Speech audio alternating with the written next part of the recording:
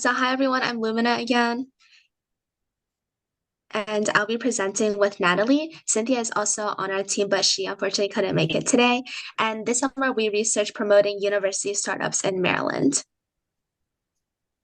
So essentially, supporting university startups means turning authentic, bold ideas into real-world innovative breakthroughs. So what we want is to support faculty in turning their research into entrepreneurship, because academic excellence doesn't just publish research, it also helps foster a new generation of entrepreneurs. And university startups deserve a bigger spotlight because they bring a high return on investment, they bring industry and government partnerships, and also Maryland has a regional biotech strength, such as Valley, which we should really value more. So currently, faculty who want to turn their research into startups face four main barriers. Number one is a lack of time. So in the university systems of Maryland, faculty currently are only allotted 15 to 30% of their time on things like research, entrepreneurship, creative work, etc.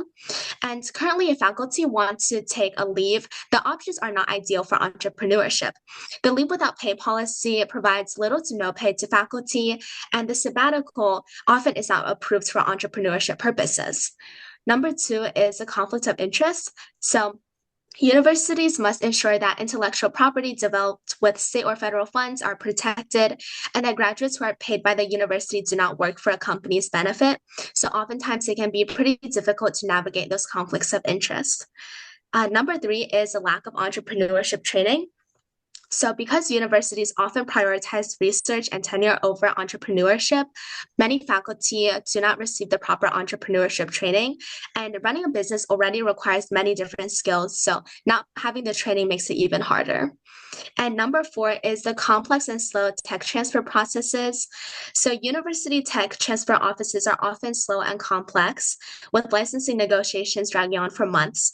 So, oftentimes, this may lead to delays in deals and causes professors to miss market opportunities or lose investor interest.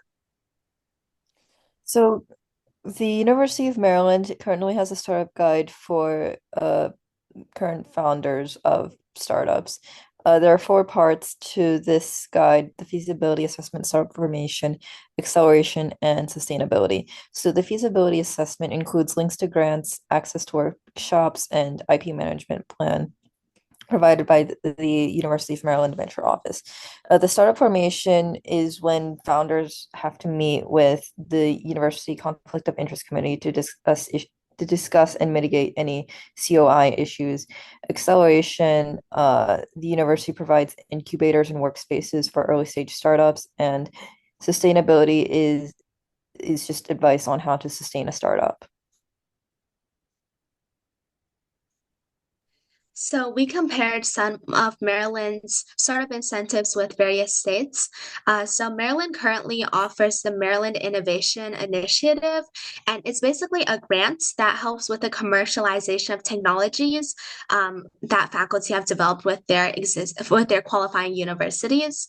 And so we also compared it to California, Texas, and Virginia, which also offer some programs. So California has the Berkeley Skydeck, which supports startups founded by Berkeley students, alumni, and faculty who want to commercialize their research from the university. Texas also has a Cockrell Innovation Grant that also supports testing product feasibility, understanding the market demand, and developing a proof of concepts from class or lab research. And lastly, for Virginia, it also offers grants to Virginia universities to support technologies that are in the early stage of commercialization.